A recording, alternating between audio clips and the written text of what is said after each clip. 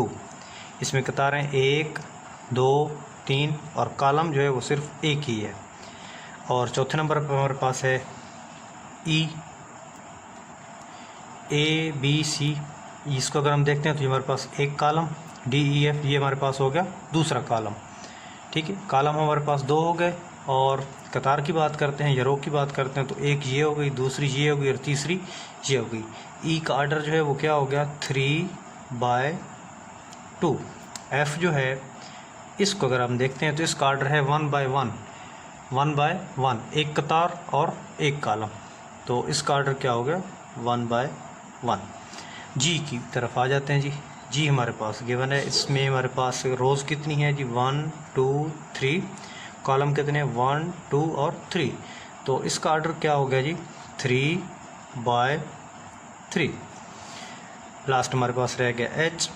इसका आर्डर क्या है जी 1 और 2, रोज़ यानी कतारें हो गई 2 और कॉलम कितने हो गए 1 2 और 3। तो इसके कॉलम कितने हो गए जी 3, 2 कतारें और 3 कॉलम। तो एच का आर्डर क्या हो गया 2/3। नेक्स्ट हमारे पास क्वेश्चन नंबर 2 है। क्वेश्चन नंबर 2 की तरफ आते हैं। क्वेश्चन नंबर 2 में हम पहले इस चीज़ को डिफ़ाइन कर चुके हैं। Which of following matrices are equal. Urdu medium की तरफ आते हैं तो बात करता है कि जो हमारे पास मैट्रिक्स दिए गए हैं, जो कॉलम दिए गए हैं, इनमें से कौन कौन से कॉलम आपस में इक्वल हैं या आपस में मसावी हैं या बराबर हैं। तो इसकी अगर हम बात करते हैं, इसकी तरफ जाते हैं तो देखते हैं तो हमारे पास इक्वल मैट्रिक्स या मसावी कॉलमों के लिए हमारे पास सिर्फ़ और सिर्फ 2 कंडीशनें थीं।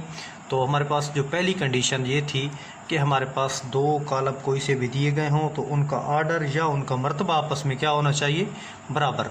दोनों का आर्डर, दोनों का मर्तबा क्या होना चाहिए बराबर। और दूसरी बात ये थी कि उनके करस्पॉन्डिंग एंट्रीज़ आपस में इक्वल होनी चाहिए। उर्दू में कहते हैं मुतनाज़रा अरकान। मुतनाज़रा अरकान आपस में क्या होने चाहिए इक्वल या बराबर होने चाहिए। तो अब हम बात करते हैं, देखते हैं इसको। हमारे पास जो पहला है ए, इसको अगर हम देखते हैं तो इसका आर्डर क्या है एक कतार और एक कॉलम।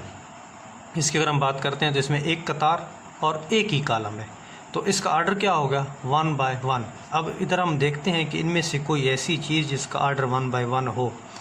तो इसमें हमें मिला है जी सी।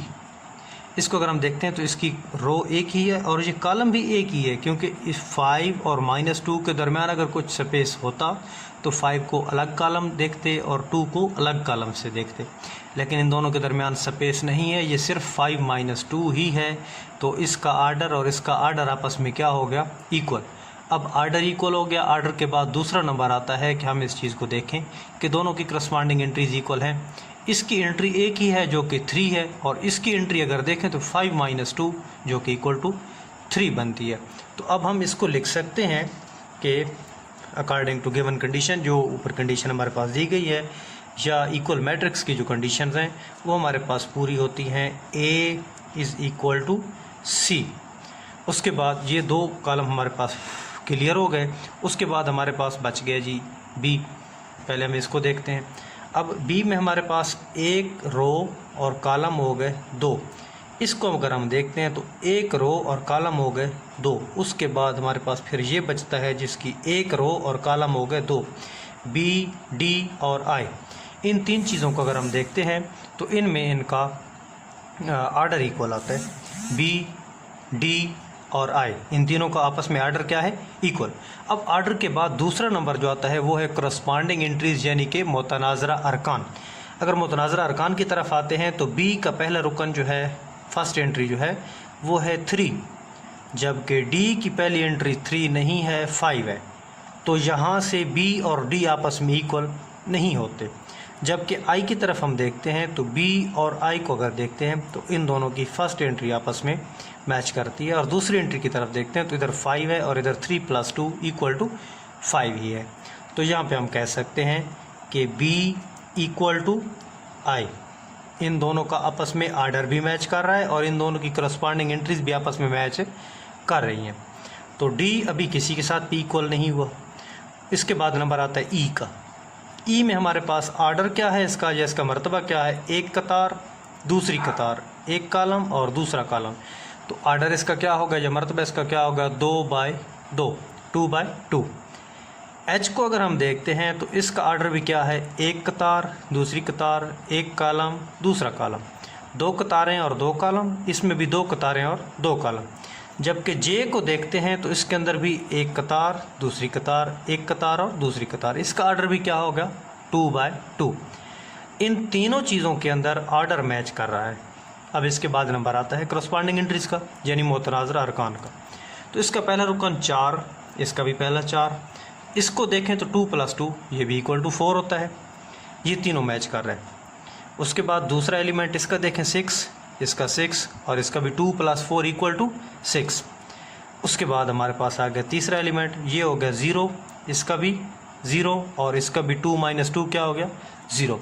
ये तीन एंट्रीज आपस में मैच कर गई। लास्ट एंट्री हमारे पास इधर 2 है, इधर भी 2 है और इधर 2 + 0 = 2 ही है।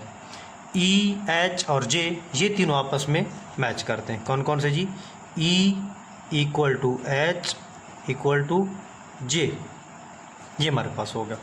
अब बाकी अगर हम देखते हैं तो डी को हम देख चुके हैं कि डी किसी के साथ मैच नहीं कर रहा, डी का कोई भी मैचेबल नहीं है। बाकी हमारे पास रह गए जी और एफ।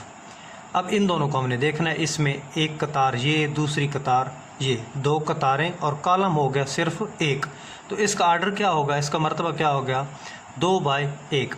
इसको देखते हैं तो इसमें दो कतारें और एक कॉलम, इसका मर्तबा क्या हो गया, 2/1। ऑर्डर तो इनका मैच कर रहा है, मर्तबा इनका बराबर आ रहा है। अब देखना यह है कि इनकी करस्पॉन्डिंग एंट्रीज या मुतनाज़िर अरकान भी बराबर आते हैं या नहीं। ये हो गया 2, इधर है 3 - 1 = 2, तो पहली एंट्री तो बराबर हो गई। दूसरी की तरफ देखते हैं, ये है 6 और ये है 3 + 3 = 6। तो पहली एंट्री भी बराबर हो गई, दूसरी एंट्री भी बराबर हो गई और ऑर्डर हम पहले से मैच करवा चुके हैं। दोनों चीज़ें इसमें अप्लाइबल हैं, तो F = G होगा। ठीक होगा स्टूडेंट्स।